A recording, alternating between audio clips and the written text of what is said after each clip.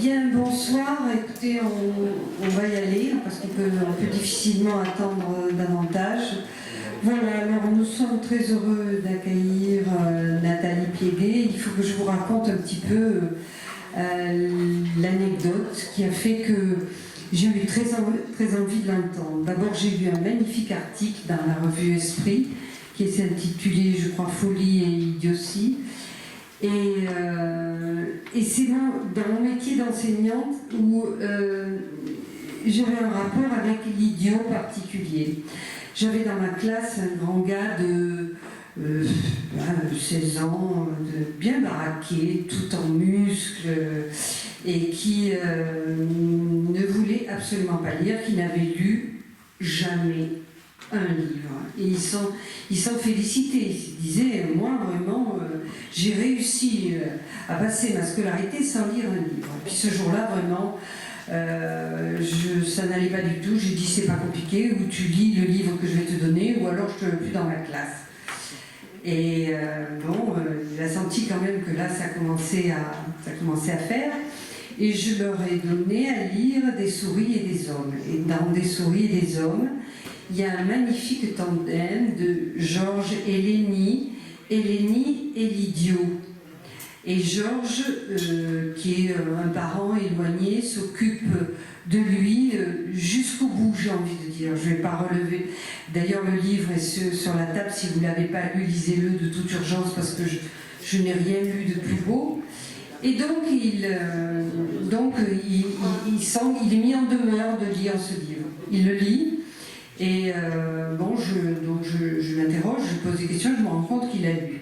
Et je lui dis alors, c'était comment Des souris, des hommes? Oh, ben c'était nul. Ah bon, c'était nul, d'accord. Mais argumente, dis-moi pourquoi. Et là, il me dit, ben parce que j'ai pleuré. Voilà. Et donc, il est rentré en littérature, ce grand gaillard est rentré en littérature à 16 ans, à travers ce personnage de l'idiot. Voilà. Merci pour votre attention.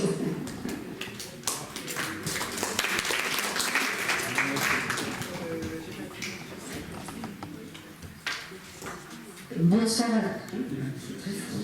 à tous. Bonsoir à vous. Je vais vous présenter donc Nathalie Piéguet. Vous êtes écrivaine et critique littéraire, ancienne élève de l'École normale supérieure. Vous avez été professeure de littérature française à l'Université Paris 7 de Diderot, directrice du Centre d'études et de recherche interdisciplinaire en lettres, arts et cinéma, Cérilac. Depuis 2015, vous êtes professeure de littérature française moderne et contemporaine à l'Université de Genève. Agrégée de lettres modernes, vous êtes spécialiste de la littérature française du XXe siècle, et notamment de Louis Aragon, Claude Simon et Robert Pinger. Vous avez publié de nombreux articles et ouvrages sur Aragon, notamment L'esthétique d'Aragon, et vous avez récemment publié en 2018 un roman, Une femme invisible, inspiré par la figure de la mère de Louis Aragon. Mais ce soir, vous avez choisi de nous parler du personnage de l'idiot que l'on retrouve dans la littérature. Si l'on se réfère à l'origine du mot idiot, il provient du grec idiotesse, signifiant simple, particulier, ignorant, qui appartient en propre à quelqu'un. Ainsi, selon l'étymologie, être idiot, ce serait tout bonnement être soi. Vous nous précisez que l'idiotie n'est pas à considérer comme synonyme de la bêtise, mais plutôt comme une forme de singularité radicale, ancrée sur des déficiences et des manques. L'idiotie est du côté de la solitude, alors que la bêtise est affaire de répétition, de normes assimilées et reconduites de manière impensée. Vous différenciez également idiotie et démence.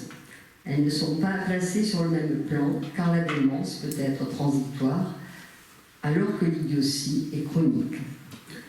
Et alors que le fou, dans l'imaginaire romantique, voisine avec le génie, l'idiot, lui, est du côté de la non-expression, de la défaillance radicale de l'identité. Donc, à la positivité de l'excès d'un côté, l'idiotie oppose la négativité et le manque. L'idiot permet de révéler la violence de la société, de la famille. L'idiot révèle les tensions, les conflits, les impensés et les interdits. Il est souvent victime de la méchanceté des hommes.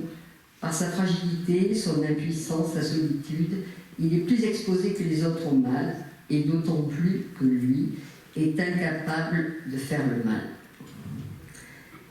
Les figures d'idiots ne manquent pas dans la littérature et donnent beaucoup à penser, car l'idiotie figure la différence, voire l'altérité.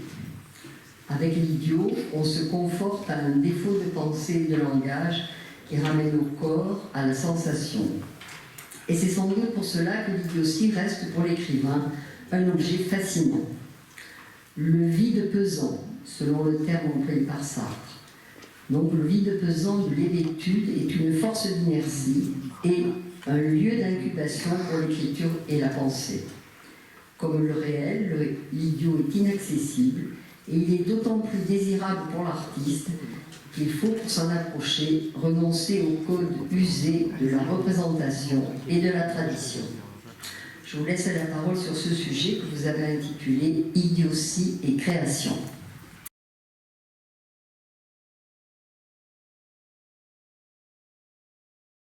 Merci beaucoup. Vous m'entendez bien? Oui. Bon. Donc merci beaucoup pour cette invitation et pour cette présentation. Je vais en effet vous parler de l'idiotie dans la littérature et les arts, surtout la littérature française, même si je vais faire quelques allusions aussi au cinéma.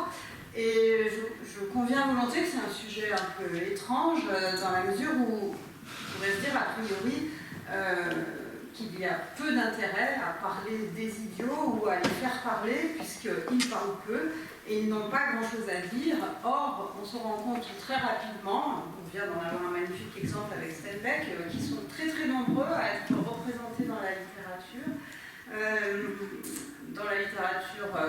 Depuis Dostoïevski, naturellement, mais beaucoup dans la littérature du XXe siècle, et ça m'interroge pourquoi on s'intéresse à ce point à lui aussi au XXe siècle. J'ai fait un tout petit rappel en introduction. Au moins 4 prix Nobel, Faulkner, Coetzee, Doris Lessing, Kenzaburo Oe, donc américain, sud-africain, britannique, japonais, ont mis au centre d'un de leurs plus grands romans, voire d'un cycle de romans, un personnage d'idiot tout à fait caractérisé. Ce ne sont pas du tout des figures marginales dans leur œuvre, et on ne peut pas considérer ces écrivains, comme je viens de citer, pas plus que Dostoïevski, comme des écrivains mineurs qui feraient simplement un usage rare de cette figure de l'idiot. Donc j'aimerais bien me demander avec vous ce soir pourquoi ils sont si nombreux donc, dans la littérature et pourquoi ils persistent à l'être, en particulier peut-être depuis la fin de la Deuxième Guerre mondiale. Faulkner, c'est avant, mais les autres, ce sont tous des textes qui ont été publiés après. Et puis alors, le point de départ que je prends aussi, c'est de conserver ce nom, ce mot d'idiot et d'idiotie, qui peut être à première vue considéré comme péjoratif, voire comme une insulte. Et c'est un mot qui a, pour ainsi dire, disparu du vocabulaire médical. Je vais y revenir. Alors, pourquoi les écrivains gardent ce mot, y compris parfois dans le titre et dans la caractérisation du personnage, un mot qu'on a un peu refoulé par bien-pensance ou par politiquement correct, je sais pas, quelque chose comme ça, de l'appréciation qu'on fait des personnes que l'on disait jadis caractérisées par leur idiotie. Donc c'est ce point de départ posé, je dirais donc, a priori, l'idiot ne devrait pas beaucoup concerner l'écrivain, puisqu'il ne parle pas, il parle mal, il est extrêmement difficile de mimer sa parole ou son absence de parole, et c'est un personnage qui sait peu de choses, qui a peu de discours à développer et peu de messages à délivrer. Alors, en effet, comme vous l'avez dit, à la différence de la bêtise, du personnage bête ou sot, l'idiot suscite plutôt de l'inquiétude ou une forme de fascination que de la crainte ou du rire. vous savez à quel point les personnages caractérisés par leur sottise ont été importants, en particulier sur les scènes de théâtre. Ils ont souvent permis de donner des spectacles comiques, de donner des scènes qui font rire. Il me semble que la bêtise, elle est souvent cantonnée dans ce domaine-là, alors que l'idiotie est beaucoup moins facile à traiter, elle a quelque chose d'intraitable, elle est beaucoup plus difficile à représenter, elle est beaucoup plus difficile à même figurer. Alors qu'avec la bêtise, on se débrouille assez bien, en particulier parce que le personnage qui est bête, en général il est caractérisé par la répétition, et la répétition c'est un ressort du comique, et puis parce que la bêtise a une sorte d'ancrage très positif et très fort dans la société conservée. La bêtise, c'est souvent l'expression d'une limite, ou c'est la marque justement d'une contrainte, d'un code que la société fait peser très fortement sur une personne, qui l'intériorise et qui ne se rend pas compte qu'elle répète les stéréotypes de façon caricaturale qui sont imposés par la société. Alors, je pensais tout simplement, par exemple, au théâtre de Molière, où le personnage, c'est un personnage très important, le personnage du sot. On peut penser aussi au XIXe siècle, la question de la bêtise est essentielle au XIXe siècle, on peut penser au personnage de Bouvard et Pécuchet, les deux héros de Flaubert, qui copient et recopient tous les discours des encyclopédies, mais aussi tous les discours environnants, le discours de la doxa, le discours de l'opinion, et Bouvard et Pécuchet sont tous deux, et ils forment souvent un double. C'est intéressant que vous rappeliez que dans l'Esprit des hommes, c'est aussi une figure de double qui n'est pas la même. Enfin là, ils sont deux, et leur bêtise est pour Flaubert une caractéristique de l'âge positiviste et démocratique. Voilà, c'est la démocratie et c'est la science comme certitude qui produit de la bêtise et qui rend nécessaire que l'écrivain se moque de cette bêtise et la mette à distance. Il y a donc dans la bêtise quelque chose qui est positif, qui est souvent présenté d'un point de vue, je dirais, politique, et la bêtise, ou le personnage bête, est caractérisé finalement par ses accointances, son désir d'être bourgeois ou petit bourgeois. Barthes écrit par exemple, « Le mode d'être de la bêtise, c'est le triomphe. On ne peut rien contre elle. On peut seulement l'intérioriser, la manier à dose homéopathique, point trop n'en faut tout de même. Telle gribouille, main critique se précipite dans l'inintelligence de peur de paraître idiot. La vraie bêtise ne s'étonne jamais de rien. » Je trouve que c'est une assez jolie définition qui montre bien que être bête, finalement, c'est se défier de l'inintelligence, c'est une façon d'être encore comme les autres, c'est une façon de faire encore corps avec les autres et avec son temps. Et la bêtise est triomphante, la bêtise ne s'étonne jamais de rien. La bêtise, c'est en fait le discours de l'autre qu'on s'approprie puis qu'on répète sans distance. C'est le savoir de l'autre qu'on considère comme acquis et qu'on ne met plus en doute. Il me semble qu'avec l'idiotie, on a affaire à autre chose, et je ne crois pas que ce soit seulement une question de vocabulaire, de distinction de mots. L'idiotie ne produit pas de discours, ne donne pas de position assurée. Elle est rarement, peut-être même, faut-il dire, jamais triomphante, et elle n'est pas du tout du côté d'un discours politique bourgeois qui serait du côté de la certitude et de la répétition de ce que l'on sait et de ce que l'on a. À l'inverse, il me semble qu'elle est plutôt caractérisée par une forme de réserve, d'opacité, de difficulté à dire. Et comme vous l'avez mentionné, il faut, je crois, se rapporter à l'étymologie du mot pour comprendre son ambivalence,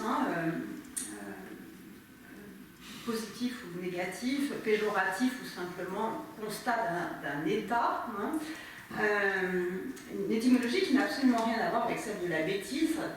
L'idiotie ne regarde pas du tout vers l'animalité. Dans l'idiotisme, il y a la même étymologie que dans idiosyncrasie, par exemple, ou dans idiolecte, qui ne sont pas du tout des termes négatifs, mais au contraire des termes savants qui mettent en avant ce qu'il y a de très particulier et de très singulier. Car c'est en effet la racine du mot, qui n'a aucune connotation morale, et qui signifie d'abord ce qui est irréductiblement singulier. Idiot, ça veut dire ce qui ne peut pas être généralisé, ce qui est propre à, alors idiosyncratique va vouloir dire justement ça, une façon de parler ou une façon d'être qui est propre à quelqu'un, mais qui ne peut pas être érigé en norme, qui ne peut pas être érigé en modèle, qui ne peut pas du tout devenir une généralité. Et donc le personnage de l'idiot, ça va être précisément un personnage qui incarne une espèce d'individualité irréductible, mais irréductible au point presque d'être opaque, de rendre difficile qu'on puisse l'appréhender, la décrire, la figurer. Cette singularité, elle est tellement forte que ça devient difficile de mettre des mots dessus, puisque toute entreprise de nomination tend vers un principe de généralisation. Or l'idiot, c'est celui qui n'est pas du tout comme les autres, mais presque en rien. La seule chose qu'il a en propre, c'est son idiotie, c'est lui. Donc on pourrait dire dans une période comme la nôtre, d'hyper-individualisation, d'hyper-individualisme, l'idiotie, c'est la pointe extrême de cela, sauf qu'évidemment, c'est pas toujours, ou même très rarement, une opération volontaire. C'est quelque chose qui est subi, cette idiotie, ou alors, évidemment, dans l'art, elle va être articulée de sorte à définir un nouveau rapport à l'individualité, un rapport qui ne soit justement pas le rapport normé, le rapport qui fait que, vous avez tous eu, j'imagine, des adolescents autour de vous, je pense que l'adolescent est l'âge caractéristique de cela, on veut être absolument différent des autres, comme les autres, et c'est dans cette tension que se met la souffrance aussi, alors que l'idiot, il ne cherche pas à être particulier, il l'est. Ce n'est pas une tension vers l'individualisation, c'est une forme d'individualité très très particulière. Alors c'est le philosophe Clément Rosset, qui a disparu très récemment, qui selon moi a le mieux défini l'idiotie dans son rapport à la connaissance et au réel, et aussi pour l'utilisation que je vais en faire, l'usage que je vais en faire à la littérature. Il écrit un livre qui s'intitule « Le réel traité d'idiotie », dont je cite quelques lignes. Il dit que, voilà, je cite, « Ce double caractère, solitaire et inconnaissable de toute chose au monde, le mot idiotesse, idiot, signifie simple, particulier, unique. Puis par extension sémantique, dont la signification philosophique est de grande portée, personne dénuée d'intelligence, être dépourvu de raison. Toutes choses, toutes personnes sont ainsi idiotes dès lors qu'elles n'existent qu'en elles-mêmes, c'est-à-dire sont incapables d'apparaître autrement que là où elles sont et telles qu'elles sont. Incapables donc, en premier lieu, de se refléter, d'apparaître dans le double du miroir. Or, c'est leur sort finalement de toute réalité que de ne pouvoir se dupliquer sans devenir autre. L'image offerte par le miroir n'est pas superposable à la réalité qu'elle suggère. Et c'est pourquoi il parle d'idiotie du réel. Alors, je vais commenter très rapidement cette citation de son traité d'idiotie que je trouve très percutante et intelligente. Donc, le point de départ, c'est l'étymologie, c'est particulier, simple, et donc seul, aussi unique, puis dépourvu d'intelligence, donc dénué de raison, et surtout, c'est pour ça que je prenais l'exemple de l'adolescent, incapable d'apparaître autrement que là où elle est et que tel qu'il est. Donc quelque chose vraiment d'irréductible. Qu'est-ce que ça veut dire? Ça veut dire que l'idiot, c'est celui qui va avoir du mal à se représenter. Et donc il va avoir du mal à se refléter dans le miroir tel qu'il est, puisque le reflet, c'est déjà une déformation, une prise en compte de l'altérité. Donc ce que dit finalement Clément Rosset, c'est que c'est à la fois une forme de singularité, c'est aussi une difficulté par rapport à la représentation. C'est une difficulté à se représenter autre qu'on est, donc à donner une image de soi autre que celle qu'on a. Et ça, je crois que c'est ce côté qui peut laissé parfois démuni devant des personnages idiots, il tient à cela. Il peut pas faire d'efforts, ça veut dire aussi ça. Ça veut dire qu'il ne peut pas se donner pour autre que ce qu'il est.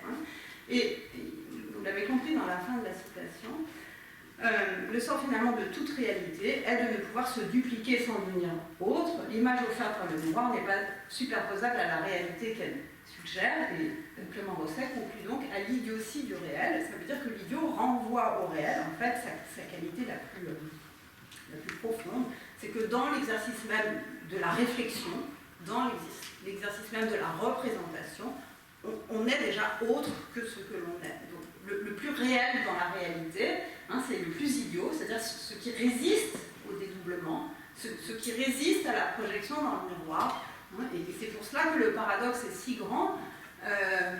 Pourquoi des écrivains, ou des cinéastes, ou des peintres, vont représenter l'idiot, qui est précisément celui qui résiste le plus à la représentation, qui a le plus de mal à se faire passer pour, ou se donner une image de soi.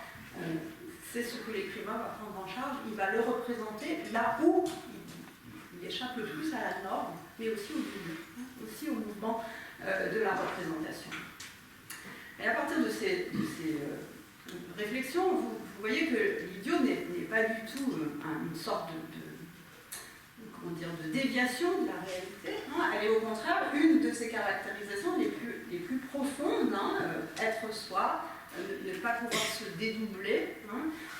Et c'est donc une façon de pas seulement la considérer comme un manque manque de savoir, manque de raison, manque d'intelligence, mais comme une manière de nous interroger en propre sur ce qu'est la qualité du réel.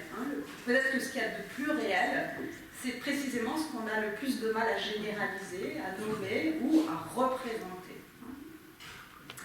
Alors, il me semble que c'est pour cette raison que l'idiotie interroge à ce point les écrivains au XXe siècle, parce qu'il y a une inquiétude sur la réalité de la réalité, dans une époque où on a ce sentiment que la réalité se démantèle parce qu'elle est prise dans un faisceau de représentation, on ne sait plus ce qui est vrai de ce qui est faux. Donc l'idiotie, elle nous oblige à nous interroger sur la réalité de la réalité, mais aussi sur finalement ce qu'est la singularité.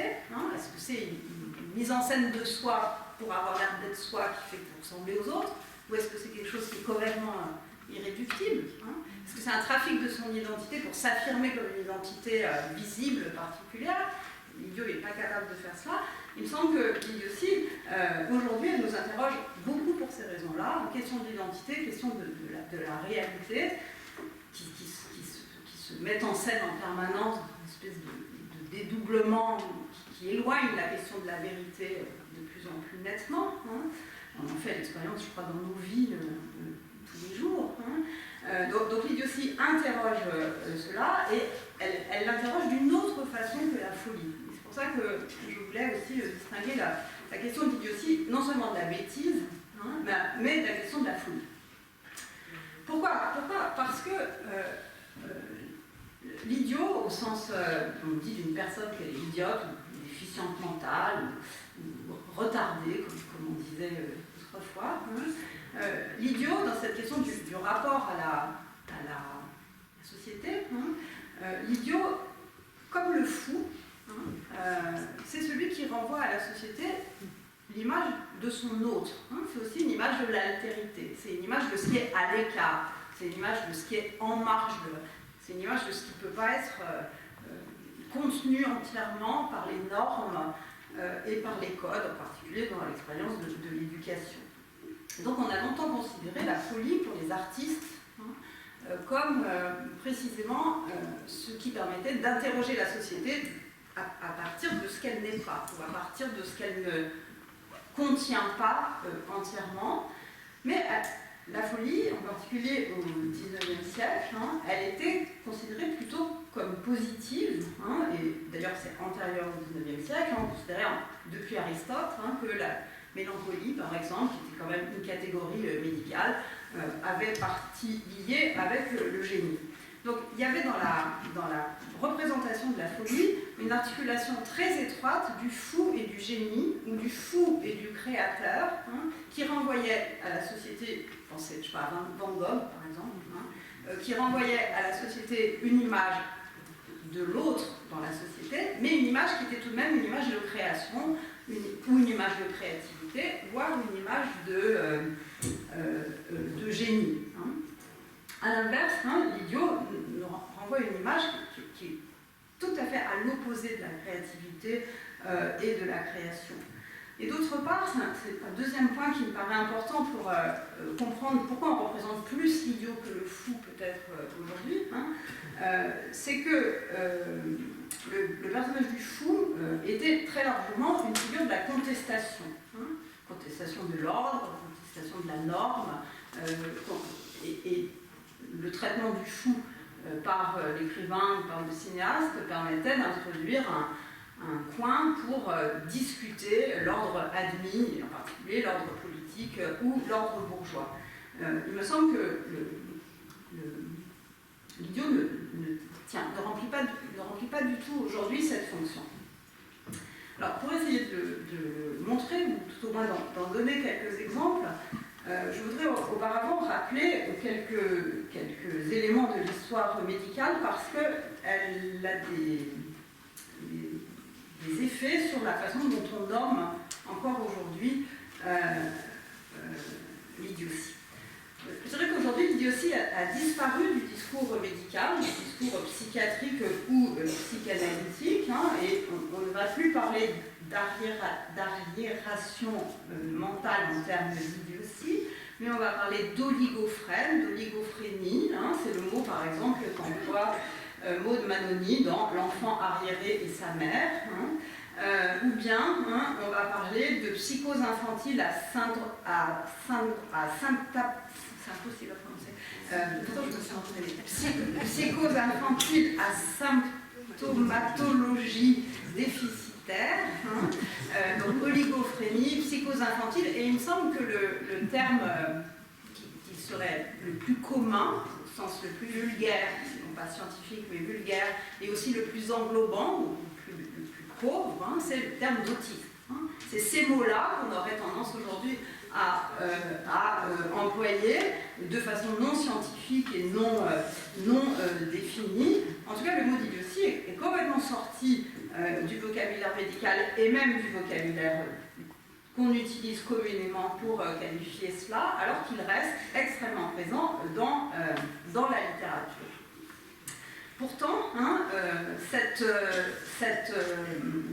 ce mot, hein, c'est celui qui a été historiquement employé, en particulier au début du XIXe siècle par Pinel ou par Esquirol, hein, qui ont tous deux parlé de l'idiotie dans ces termes-là. Hein. L'un des textes les plus importants, c'est celui de Bellhomme, qui écrit en 1824 un essai sur l'idiotie, avec pour sous-titre « Proposition sur l'éducation des idiots mise en rapport avec leur intelligence ». Alors, ces textes de l'histoire médicale du XIXe siècle, du début donc de l'aliénisme, distinguent très nettement et prennent la peine de faire cette distinction, la folie et l'idiotie. La folie qu'on appelle la démence, vous l'avez rappelé tout à l'heure, ou qu'on appelle le plus souvent de la démence, hein, ils distinguent vraiment la démence et l'idiotie. Puis ils établissent toutes sortes de degrés, c'est vraiment une approche scalaire dans l'idiotie. Hein. Le débile, l'imbécile, le crétin, hein, selon des degrés qui sont répertoriés. Hein. Alors quelle est cette différence entre l'idiotie et la démence, hein? Eh bien, la démence, elle est considérée comme produite par une rupture. Hein. Il y a quelque chose qui se passe, qu'on a du mal souvent à cerner, il y a quelque chose qui se passe et la personne devient démente. Elle perd quelque chose, ou bien hein, elle acquiert un trop-plein d'émotions, etc. Et c'est lié à une crise. Hein, et donc on peut supposer que c'est temporaire. Hein. À la différence, l'idiotie est considérée comme chronique, hein, et non pas l'expression d'une crise. Elle est considérée comme chronique et elle est considérée comme liée à un retard de développement, un arrêt dans le développement, hein, et elle est considérée comme définitive. Donc d'un côté, il y a la démence qui est considérée comme produite par un événement, voilà, et Voilà, c'est quelque chose qui est du côté du trop. Même si ce trop, c'est la perte de la raison, ça va être le trop d'émotion, le trop d'expression, le trop d'agitation, etc. Et de l'autre, l'idiotie est considérée comme un manque, et en particulier un manque ou un retard dans le développement. D'un côté, une rupture de la stabilité, à l'inverse de l'autre, une espèce de permanence dans le même, qui fait qu'il n'y a plus de développement possible. Vous comprenez pourquoi la démence, elle va aller du côté de la créativité. On va pouvoir y voir une forme de rébellion contre un ordre social qui peut donner lieu à des peintures, à des expressions extraordinaires, tandis que l'idiotie, elle va être à l'inverse, prise comme une espèce de stase immobile, qui ne va rien prouver, qui ne va rien produire, qui ne va rien donner. À partir de cette première distinction, qui est très importante dans l'albinisme du XIXe siècle, deux questions traversent tout le siècle, qui sont premièrement celle de l'hérédité ou non de l'idiotie. Et c'est toutes les réflexions sur, par exemple, le crétinisme des crétins des Alpes. On sait maintenant que c'était lié à un manque d'iode, mais on a pu considérer que c'était simplement la preuve que l'idiotie était héréditaire, puisque dans les villages, il y avait des filiations entières d'idiots. Est-ce qu'elle est héréditaire ou non? Question qu'on se pose aussi bien sûr pour la folie, mais en d'autres termes. Et puis surtout, est-ce qu'il faut développer des formes d'éducation particulières? On ne va pas pouvoir la guérir, mais est-ce qu'on peut la traiter? Est-ce qu'on peut adapter l'éducation à l'idiotie? Je vous rappelle le titre que je citais de Bellum, Essai sur l'idiotie, proposition sur l'éducation des idiots mise en rapport avec leur intelligence. Et mise en rapport avec leur intelligence, ça veut dire qu'ils n'en sont pas entièrement dépourvus pour ce médecin, mais aussi qu'on va faire des gradations. Et il me semble que tout le système scolaire, pendant très longtemps, pour ne pas dire jusqu'à aujourd'hui, est parti finalement sur cette idée d'une gradation possible et d'une adaptation de l'éducation au degré de retard de l'enfant. Et les débats sur le 19e siècle sont tout à fait passionnants, mais je n'ai pas le temps de les développer. Les débats opposent dans un premier temps ceux qui considèrent qu'il n'y a rien à éduquer, qu'on peut peut-être soigner la folie, donc ça vaut la peine d'essayer de la comprendre, puisque c'est une crise, on va peut-être la régler. Mais pour l'idiotie, il n'y a pas d'éducation possible, et puis ceux qui, à l'inverse, vont promouvoir une éducation qu'on va dire spéciale ou spécialisée. Mais cette différence entre folie et idiotie me paraît au départ extrêmement importante pour parvenir à comprendre pourquoi, alors même qu'on n'emploie plus du tout ce mot ni dans la médecine, ni dans l'éducation, ni dans la société, il reste aussi fort dans les représentations, en particulier littéraires. Mais pour conclure sur ce point, je dirais que la démence relève de ce qu'on appelle une involution, tandis que l'idiotie procède d'un défaut d'évolution, et elle est très rapidement perçue comme une infirmité. Si on déplace les perspectives du XIXe siècle dans la deuxième moitié du XXe siècle, on pourrait dire que, à la différence de la psychose ou de la psychose infantile ou de la démence, elle relèverait aujourd'hui du handicap plus que de la maladie mentale. Et vous savez à quel point c'est important socialement, cette différence dans le traitement de ces personnes. Alors, quoi qu'elles se soient donc détachées du tableau clinique et des catégories, y compris éducatives, l'idiotie continue à fasciner l'écrivain, à fasciner l'artiste en général. Et pour quelle raison? Pour quelle raison on continue à employer ce terme, et pour quelle raison on continue à le représenter aussi fréquemment et dans des œuvres aussi majeures, aussi puissantes que celles que je citais tout à l'heure? Eh bien, sans doute, en tout cas, c'est une des hypothèses que je voudrais faire, sans doute parce que l'idiotie présente justement une forme de résistance à ce discours de la folie qui a été un discours élogieux, un discours fasciné, et un discours qui a fait du fou un cousin germain, voire un frère du poète ou du génie, ou même du philosophe.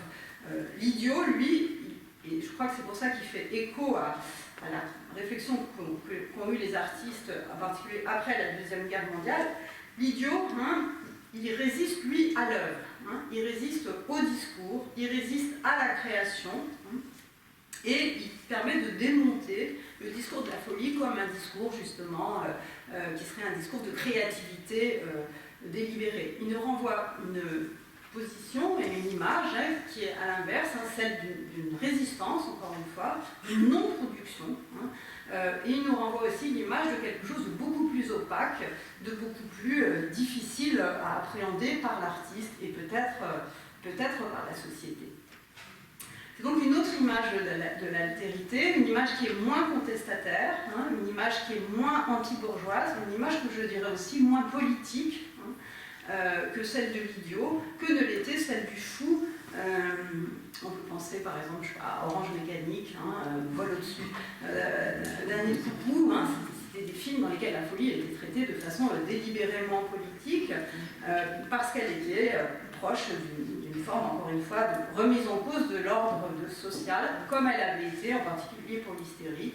Hein, la folie avait été une façon de mettre en évidence la puissance expressive, sémiologique, traitée par Georges Lieberman, quand il a fait ses photographies, par exemple, sur Charcot, sur les images de la salpêtrière. Hein. L'hystérique, c'est une image, elle renvoie une image positive à l'artiste. Il me semble que l'idiot déjoue les limites de la représentation, hein, comme je vous le disais, il déjoue la possibilité de la parole et de l'interprétation de la parole, hein, et il n'est pas du tout dans la promesse qu'on va trouver un sens, hein, à ce délire, hein, et qu'on va peut-être l'interpréter par la psychanalyse éventuellement, et le guérir ou le soigner. Hein. Il n'y a pas de sortie de l'idiotie alors qu'il y a une sortie de la folie, et il n'y a pas de positivité de l'idiotie alors qu'il y a une positivité qui est évidemment énormément relativisée, mais pour les artistes, il y a une positivité du fou qui lui renvoie une image d'une certaine façon non négative, en tout cas de lui-même.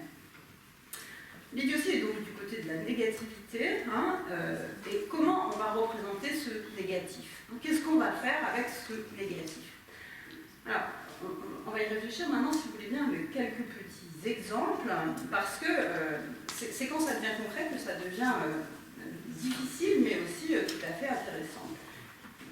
Je dirais que les personnages d'idiots auxquels on peut penser, hein, sont d'abord caractérisés par un manque d'identité. Pas de singularité, d'identité, au sens d'identité sociale. Hein. Et le signe privilégié de ce manque, c'est le choix qui est fait de leurs noms, qui ne sont en général que des prénoms, ou des surnoms, des petits sobriquets, hein, Didi et Gogo chez Beckett, Benji chez Faulkner. On a changé son nom parce que quand on s'est rendu compte qu'il était idiot, on ne voulait plus qu'il s'appelle comme son oncle, hein, donc on lui donne un autre nom et on réduit ce nom à Benji. Dans les romans de Tringet, les personnages d'idiots, ils sont deux, s'appellent Fonfon ou Mahut. Hein, mais Fonfon, c'est tout à fait caractéristique de ce type de mot. Et puis, dans le livre de Coetzee, qui est un livre tout à fait extraordinaire, Michael K, Sa vie, son temps, il s'appelle Michael K. Il n'y a que l'initiale. On pourrait multiplier les exemples, hein, mais il me semble que le fait que cet idiot n'a pas de nom complet, hein, voire n'a qu'un sobriquet, hein, tout à fait révélateur de cette absence d'identité sociale et inscrite dans une filiation forte. Très souvent, c'est un personnage qui a du mal à parler, ou en tout cas qui préfère ne pas parler, hein, qui ne se débrouille pas très bien avec la signification. Et dans le roman de Coetzee, auquel je faisais allusion, hein, quand on lui parle, ce personnage de Michael se terre au sens propre, hein, il creuse un trou, il se terre dans des fossés ou dans des trous. Hein,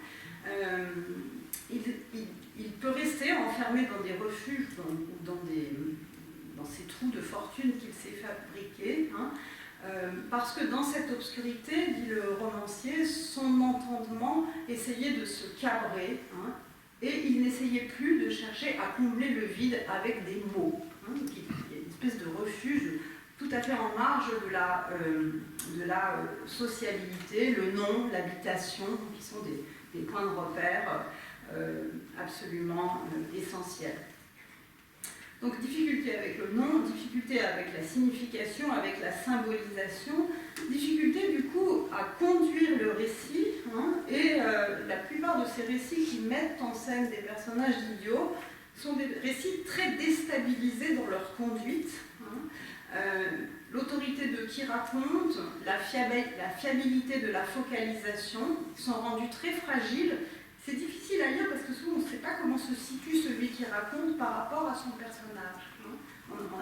Le récit lui-même devient instable, c'est écrit de façon tremblée, hein, et par exemple dans le livre de Coetzee, Michael K. Sa vie, son temps, le roman glisse sans cesse de la première personne à la troisième personne sans bien qu'on sache pourquoi, jusqu'à ce qu'à la fin, il y a un récit d'un jeune médecin qui s'occupe de ce personnage, qui essaye de rassembler ce qui vient d'être dit. Mais l'effet sur la lecture est très puissant parce qu'on est pris dans une espèce de chose instable qui est assez... qui n'est pas une façon de rentrer dans la tête de l'idiot, mais qui est quand même une façon de dire qu'il déstabilise la conduite du récit. Et cette impression de lecture montre ce que cela peut faire au lecteur.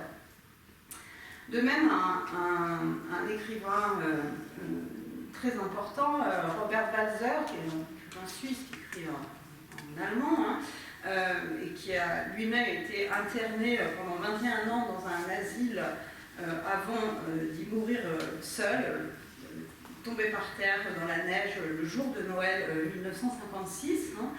Cet écrivain a beaucoup représenté les personnages d'idiots dans son œuvre, qui sont souvent des personnages de subalternes ou de domestiques qui rendent de petits services sans réussir à être vraiment des employés. Ils n'ont pas de pouvoir, ils n'ont pas de propriété, ils n'ont pas d'enfants, ils n'ont pas de maison, ils vont de place en place, hein, dans les maisons où ils travaillent.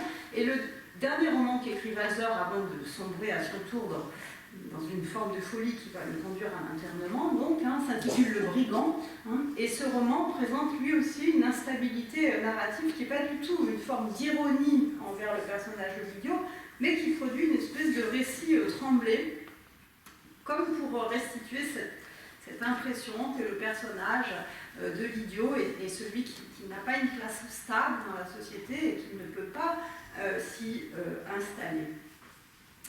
Parce que qu'est-ce qu'il représente? Donc, pas d'identité, pas de métier, pas de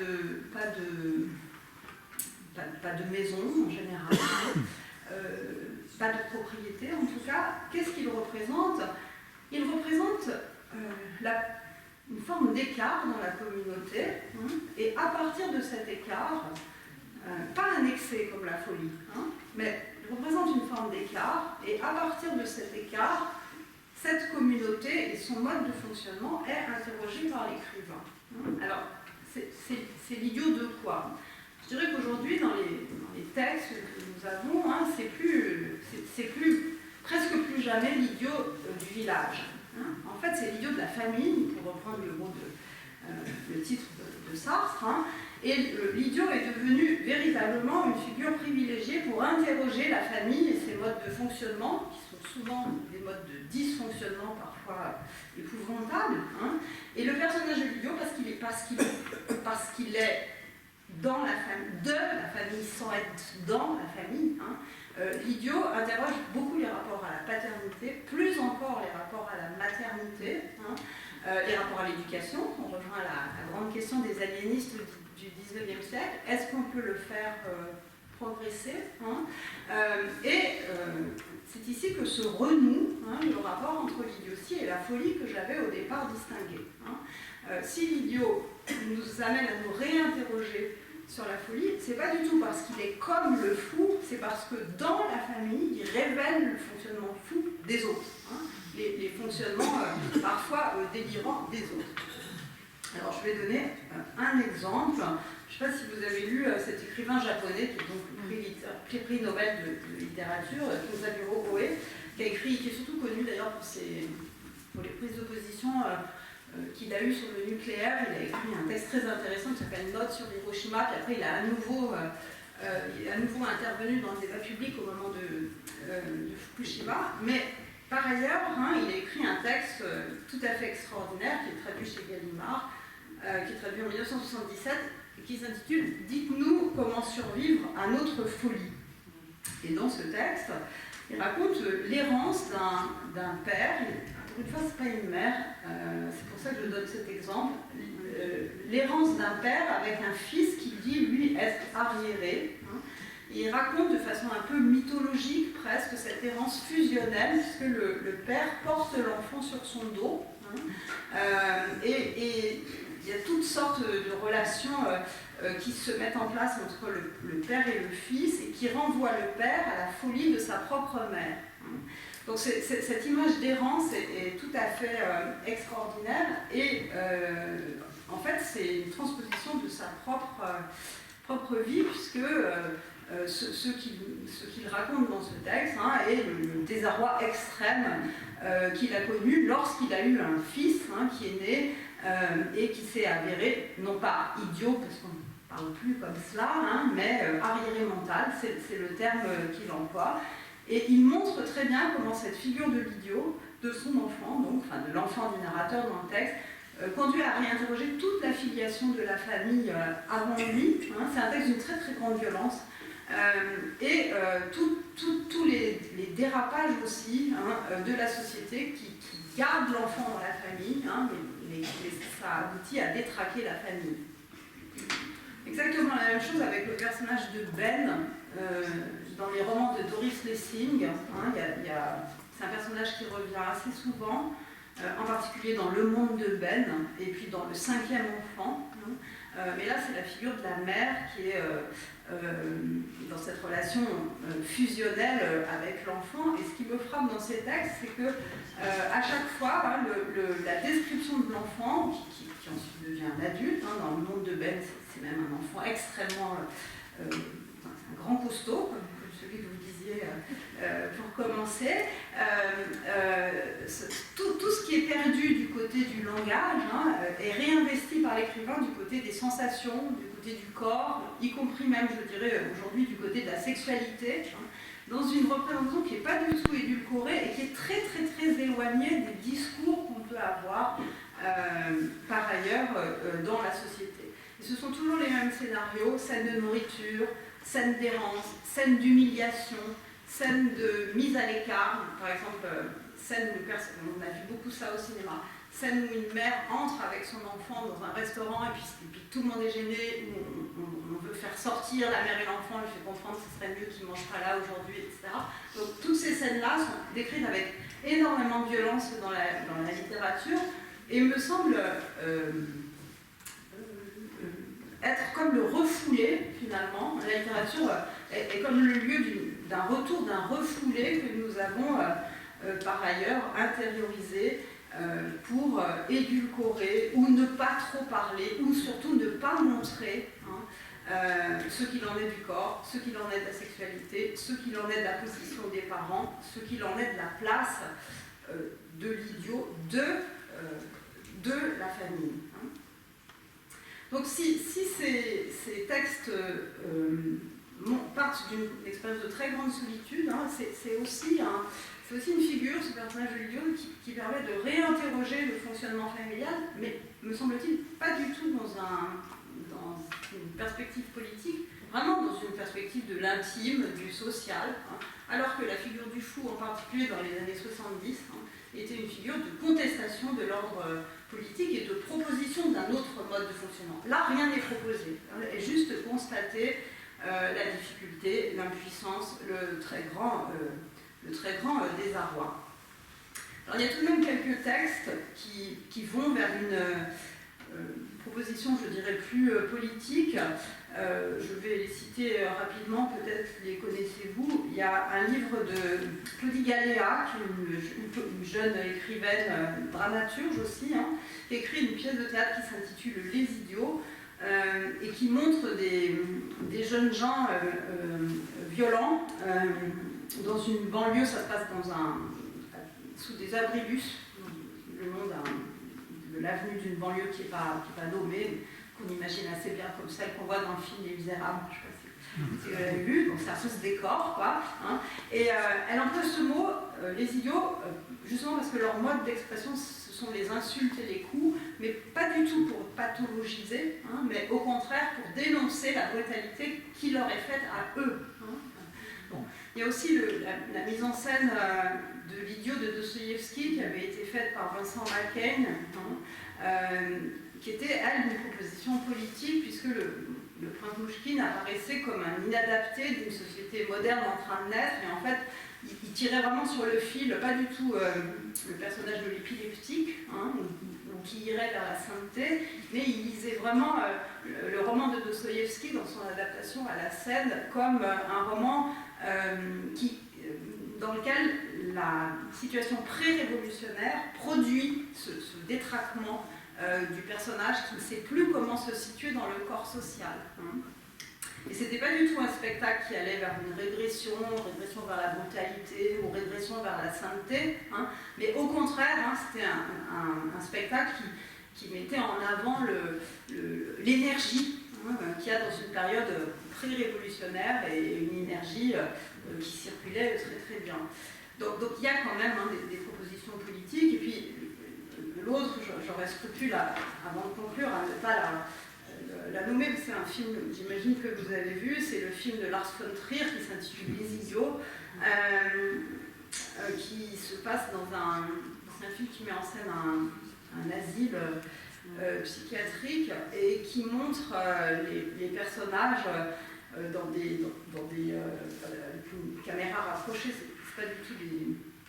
pas du tout une esthétisation du corps idiot, hein, y compris dans des scènes sexuelles très difficiles à regarder et violentes. Mais là encore, hein, on voit que l'utilisation de l'idiot est une utilisation encore contestataire, assez proche finalement de celle qui était faite avec les fous dans les années qui précèdent, puisque à un moment ça se renverse et on ne sait plus si ce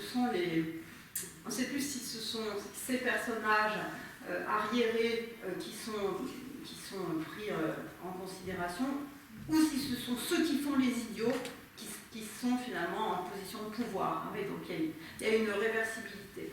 Mais si on accepte ces quelques exemples que je viens de citer, hein, il me semble que le traitement de l'idiotie dans la littérature et le cinéma d'aujourd'hui est un traitement qui est beaucoup plus empathique et du côté de l'intime et du social que politique, peut-être précisément parce que cette figure de l'idiot, si privilégiée par les écrivains, nous renvoie une image de notre incapacité à agir, de notre incapacité à comprendre et à évoluer dans un monde qui est caractérisé aussi par une forme de désarroi. On pourrait penser aussi au travail de Bruno Dumont. Si vous avez vu le cinéma de Bruno Dumont, Le Petit Quinquin, une série absolument bouleversante, ou même ce qu'il a fait avec Camille Claudel, 1915, ces années d'internement, ou même avec Jeanne, là, qui vient de paraître là, sur Jeanne d'Arc. Il y a vraiment une attirance pour ces figures qui sont un peu démunies, hein, de personnes qui ont en même temps une humanité, pour reprendre le titre d'un de ces films extraordinaires, hein, en termes de portraits, ça donne lieu à des portraits tout à fait extraordinaires, mais c'est quand même une proposition qui fait le constat de quelque chose sans orienter les choses vers la révolte ou vers des propositions. Donc moi, un sujet politique, un sujet qu'on pourrait dire éthique, ou en tout cas qui appelle la compassion, ou qui appelle l'interrogation sur les manquements même de la société ou sur les manquements même de l'artiste. Donc pour conclure, je dirais que si ces figures sont si dominantes, en gros depuis 1945, hein, je crois que c'est aussi parce qu'il y a eu une mise en doute hein, des vertus de l'humanisme, de la rationalité, du progrès, hein, et la figure d'idiot manifestant une résistance à cela, hein, à la progression, à l'humanisme, à la rationalité, eh bien, elle renvoie hein, à notre condition historique une image de ce qu'elle est, de ce qu'elle a fait d'elle-même, ces figures d'errance, ces figures qui sont des figures dépourvues de perspectives d'intégration en dehors de la mère, disons du parent, sont des figures d'extrême solitude et d'un rapport à la singularité qui est un rapport négatif, qui est un rapport démuni et qui n'est pas du tout un rapport de construction de soi, mais un rapport au contraire d'opacité, quelque chose de la raison ou de l'interprétation se fracasse sur ces figures de l'idiotie, alors même qu'on a le sentiment souvent qu'on a affaire à une humanité extrêmement forte. Sur le plan esthétique, c'est aussi, me semble-t-il, tout à fait en consonance avec les grandes lignes esthétiques de la deuxième moitié du XXe siècle. La figure de l'idiot renvoie à une figure de la sauvagerie, telle par exemple qu'on peut la voir dans les propositions de Dubuffet ou de l'art brut, et elle renvoie à une forme de défiance envers l'intelligence qui privilégie le naïf, le brut, mais aussi le discours du corps, le discours de la sensation, une écriture très très proche de la phénoménologie, pas du tout une écriture discursive qui valoriserait le savoir, la connaissance, mais vraiment une écriture au ras des phénomènes, au ras du monde sensible. On peut penser aux esthétiques de Beckett, par exemple, ou d'un Robert Ingel que je citais tout à l'heure et qui met au centre de son œuvre ces deux personnages d'idiots que je disais, Fonfon et Mahut. Mahut, il l'appelle aussi Mahut Maboul.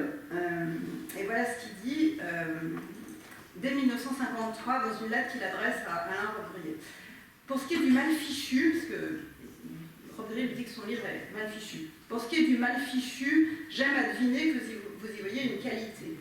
Ça m'a donné assez de fil à retordre pour être acquis. Une œuvre du genre parfait équivaut aujourd'hui à la mort.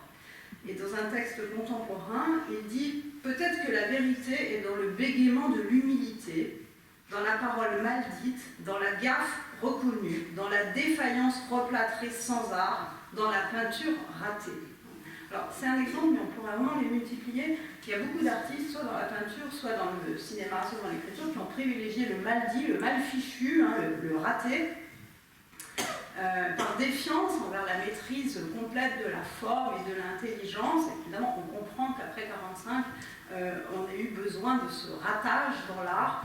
Donc, la figure d'idiot, elle incarne assez bien, je trouve, cette idée qu'on va faire sa place à ce qu'on n'avait pas réussi à représenter, qui est aussi une figure gauche, une figure maladroite, pas forcément une figure comique. Une figure gauche, une figure maladroite, et une figure qui dit qu'il y a quelque chose à penser de ce qui est, de ce qui bégaye, de ce qui est humble. Donc, sur le plan esthétique, ces figures me paraissent tout à fait révélatrices de lignes de force de la création dans la deuxième moitié du XXe siècle. Donc pour toutes ces raisons, parce que ces personnages n'ont pas de maîtrise, n'ont pas de métier, n'ont pas de mémoire, souvent aussi, ils permettent d'inventer un imaginaire qui est fondamentalement moderne, qui résiste à l'art officiel, qui résiste à l'empire médiatique, qui résiste à l'exigence de l'hyper-individualisation, qui résiste évidemment à l'exigence de l'originalité. L'idiot ne va pas se forcer pour être original. Donc c'est vraiment une singularité opaque qui permet de développer une forme de résistance aux exigences de la création originale, hyper-individualisée, rationnelle, maîtrisée. C'est aussi une approche de la subjectivité qui est une approche non psychologique, parce que l'analyse vient se fracasser sur une approche non psychologique qui redonne de l'importance au corps, y compris un corps qui fait peur, ou un corps qui rebute, ou un corps qui a une expressivité qui dérange, mais un corps qui est extrêmement visible et qui oblige à écrire ou à peindre ou à filmer tout à fait autrement. Quand on est poussé dans la représentation, là où l'intelligence n'est plus un rempart commun, quelque chose doit s'inventer ou se risquer de tout à fait nouveau. Donc il me semble que ces créations, il y en a beaucoup d'autres que j'aurais pu citer, elles nous renvoient d'un côté à une altérité radicale. Voilà, c'est ce que la société ne reconnaît pas comme une bonne image d'elle-même. C'est ce qui est autre dans chacun de nous, ce que Michaud appelle l'idiot intérieur, l'idiot que nous avons en nous. Mais c'est aussi une manière de nous interroger sur le fonctionnement de la famille, sur le fonctionnement de la société, comment le traiter, comment l'éduquer, comment l'intégrer. C'est une façon de s'interroger sur les écarts, sur la part négative de la société dans laquelle on vit. Je vous remercie.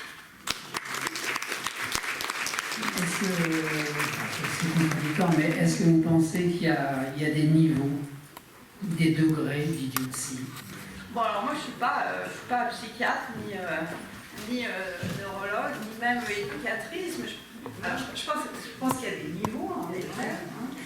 Et je pense que dans le traitement qui est fait, alors il y a des niveaux parce que la médecine, et ça c'est très important pour la question de la folie, la médecine et l'école se sont précisément employés à quantifier, à mettre en place toutes sortes de tests qui permettent de dire idiot à tel degré et à adapter l'enseignement en fonction de ces degrés. Donc ça a été immédiatement une approche quantitative. Mais dans l'art, oui, il y a des degrés, bien sûr. Il y a des idiots qui sont représentés comme presque des personnages burlesques ou qui ont une espèce de grâce ou de légèreté. Et puis d'autres qui sont représentés au contraire comme des personnages très très démunis, y compris en termes d'indépendance. Donc oui, je pense qu'il y a des degrés.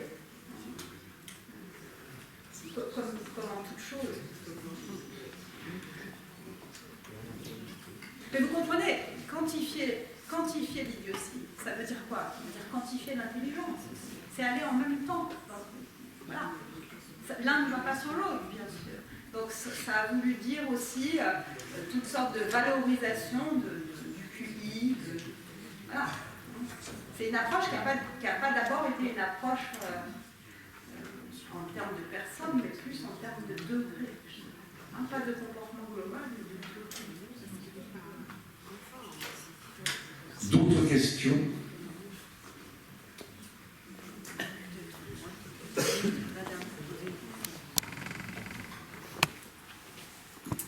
Bonsoir.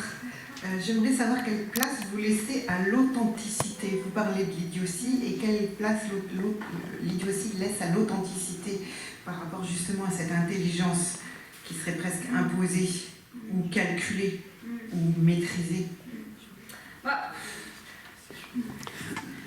D'une certaine façon, l'idiot, il est toujours authentique, puisqu'il n'a pas la réflexion qui lui permet de se faire passer pour autre, ou même de donner une meilleure image d'eux.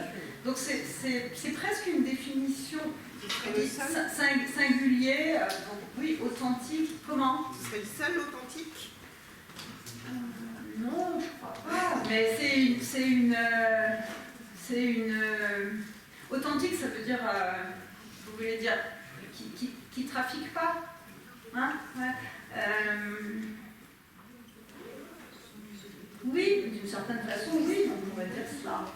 Il n'est pas très bon dans la fabrique du faux, lui. Donc il y a ce côté, oui, d'une certaine façon, c'est authentique, où il n'y a pas beaucoup il n'y a pas de manipulation qui vienne de lui, en tout cas. Oui, ça me paraît un mot assez approprié.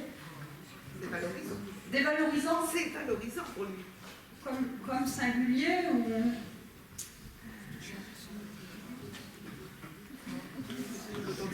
Authenticité, ça veut... Ouais, mais je sais pas si authentique, ça veut pas dire qu'on a conscience de cette authenticité, non? Vous dites un authentique, je sais pas, un tableau authentique par rapport à un faux, ou un comportement authentique, c'est un comportement qui est pas Pur. contaminé par un autre, oui, qui est pur. Ouais. Oui, on peut dire pur dans ce sens-là. Non mélangé, ouais. Oui, c'est vrai que ça peut être une image de l'authenticité. Tout le reste aurait une part de falsification, alors. Moi, je suis pas trop pour ces partages binaires. C'est trop binaire. Ouais, c'est des constructions, tout ça. Donc, l'authenticité, ça peut être le fruit d'un travail aussi. Vous voyez, une expression authentique, parce qu'on ne va pas se mettre non plus à valoriser la spontanéité. Donc, une expression authentique, ça peut être aussi une expression qui résulte d'un travail d'élimination de ce qui parasite, de ce qui... Voilà. Donc, voilà. D'autres questions? Pas d'autres questions? Alors, je voulais vous demander si par exemple, comment dirais-je, l'idiot dans la littérature, la façon dont l'idiot est traité dans la littérature, est-ce que par exemple, le moment, les théories nazies ont fait que après, on n'a plus pu parler de l'idiot de la même façon, hein, voilà. Je pense que l'élimination programmée de toute forme de handicapés, et en particulier les handicapés mentaux, hein, ont ensuite réattiré l'attention de façon beaucoup plus positive. Il y a eu, je ne vais pas dire qu'il y a une façon de réhabiliter, mais il y a eu une façon quand même de les faire réapparaître après une tentative d'élimination qui a été la plus violente et la plus terrible possible. Donc je pense qu'il y a un texte très intéressant qui paraît en 1945 de Sakaguchi, qui est un japonais aussi. Enfin, voilà, le texte s'appelle L'idiote. Hein. Alors c'est beaucoup lié à l'idée des bombes d'Hiroshima. Hein. C'est une forme de résistance à la destruction de la guerre. Mais c'est aussi, bien sûr, hein, remettre en valeur, sans pour autant en faire des figures positives. C'est ça que j'ai voulu dire. C'est que c'est pas que Forrest Gump. Quoi.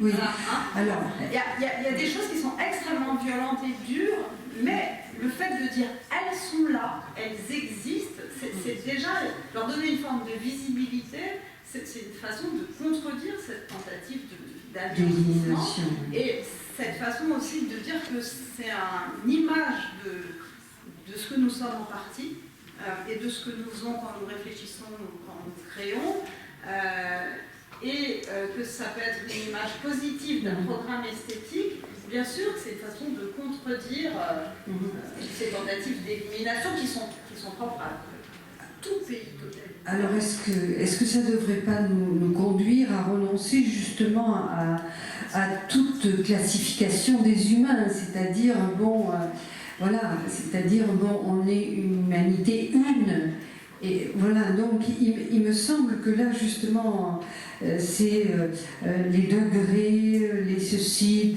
dans telle classe, dans telle heure.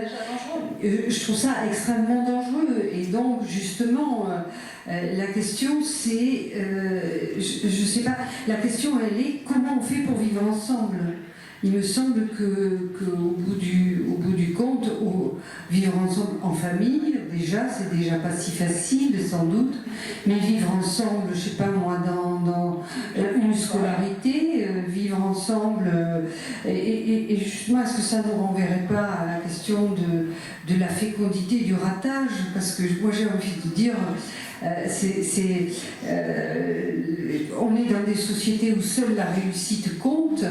Alors il me semble quand même, d'ailleurs tout notre système éducatif est fondé là-dessus, alors que bon, la prise en compte du ratage pourrait être quelque chose qui pourrait porter des fruits et la création pourrait aussi être du côté du ratage.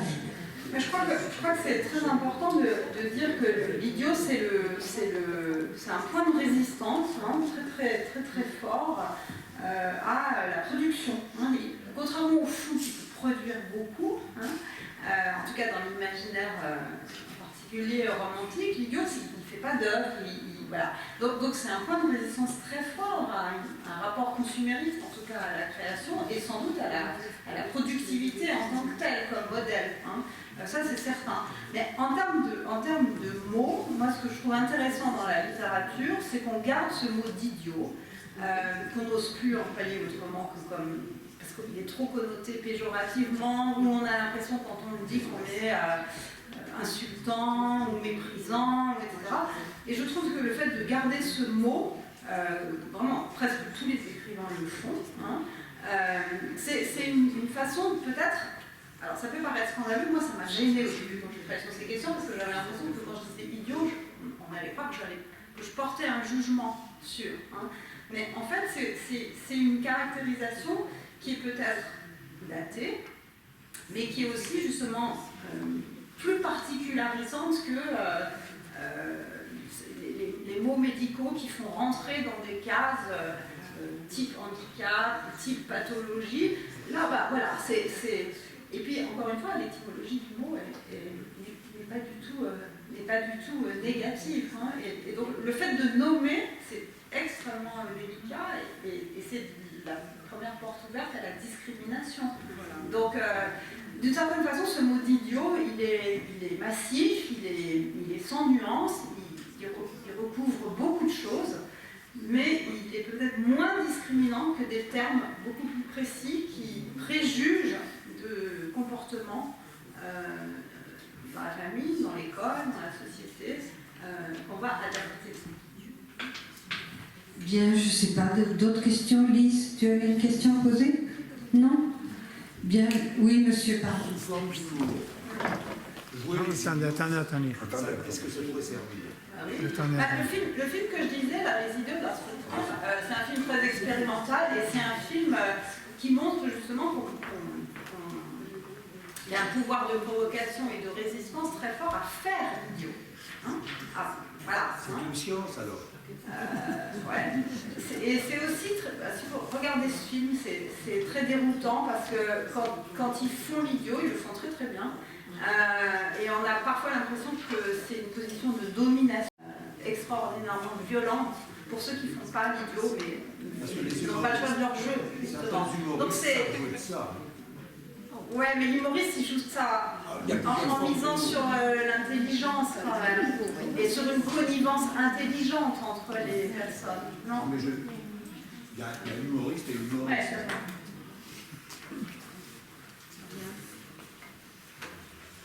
Ouais. Bon, je cherchais qui comme humoriste. Bien, écoutez, je vous remercie. Je pense qu'on va pas mal réfléchir à cette figure de l'idiot qui nous renvoie d'abord à l'histoire, la littérature, la peinture, le cinéma. Je veux dire, ça irrigue tout un champ de réflexion et pour ma part, je trouve ça passionnant. Merci.